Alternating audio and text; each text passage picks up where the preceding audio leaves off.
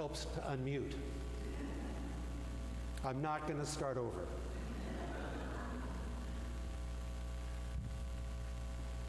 Widows and orphans and strangers in the Bible are those who are most at risk in their community.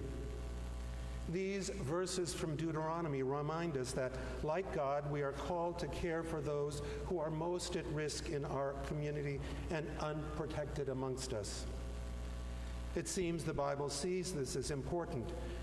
It talks about welcoming the stranger, the alien, and the refugee over 200 times.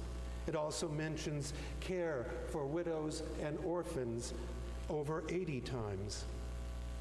These scriptures outlined how strangers and refugees were to be treated with kindness and generosity, not fear and contempt.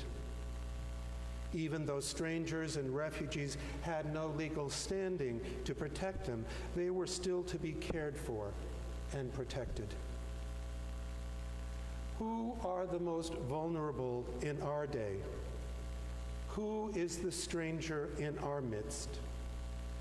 In biblical terms, they are those who live without shelter and food. Project Hope is an expression of how we here at St. Columba's care for the stranger of our day with dignity and practical help. We also know that our immigration and refugee system is broken, and that immigrants and refugees are often at risk and vulnerable because of their lack of protection. And yet, as a nation, we lack the will to find common ground. We can't solve the political gridlock regarding immigrants and refugees, but our faith teaches us to care for the immigrant and the refugee nonetheless. Later this month, we will hold a forum introducing CLU Ventura, Clergy Laity United for Economic Justice. CLU is a local interfaith group focusing on affordable housing and immigration. I hope you will come and learn what CLU is doing to care for the immigrant and stranger in our community. We should be building bridges with other faith communities seeking to do this work. If you are concerned that our nation and world is too paralyzed by dangerous tribalism, then come later this month to another forum, this time on the Ventura County Interfaith Community.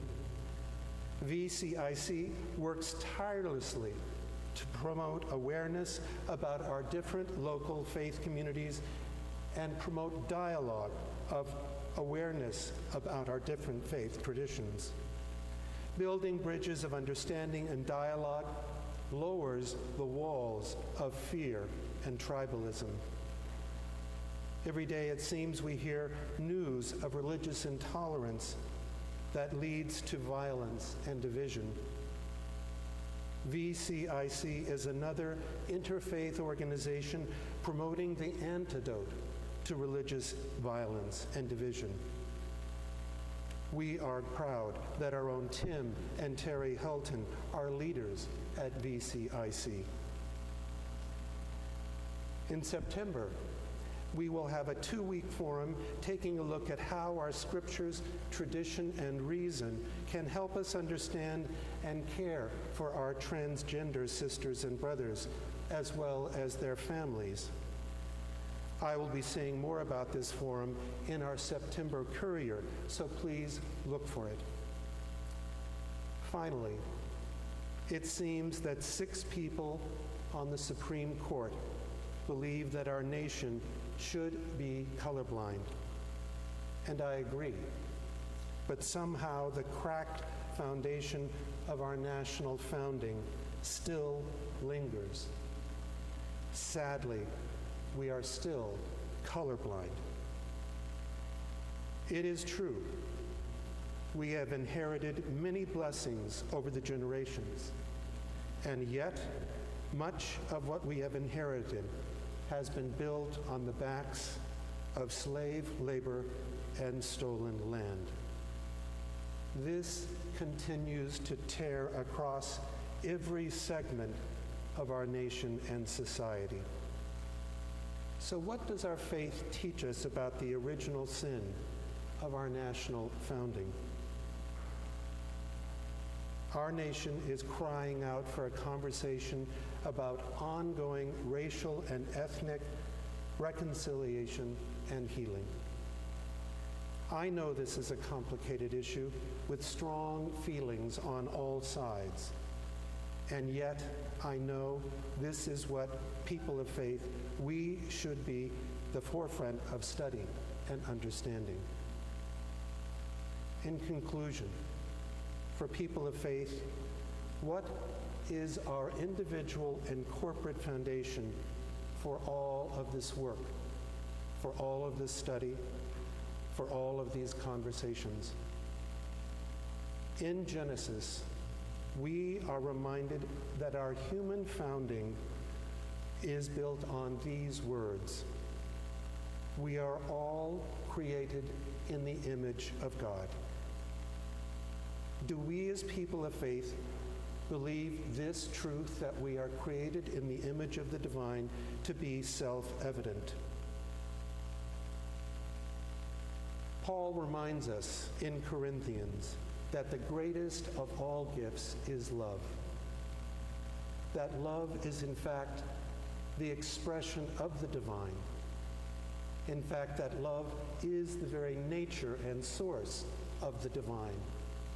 So that if we are made in the image of the divine, then we are made in this same love. And so this fundamentally changes not only how we see who we are in God, but how we relate to one another. This divine image given to all of humankind is at the very heart of our relationships. Let St. Columba's be a place where we are centered in growing in God's love while following God's call to continue to build God's dream of love, justice, and mercy for all people, especially those most at risk. In Genesis, this is our true founding. Let us pledge this truth to be self-evident in our lives, in this community of faith, and the world entrusted to our care.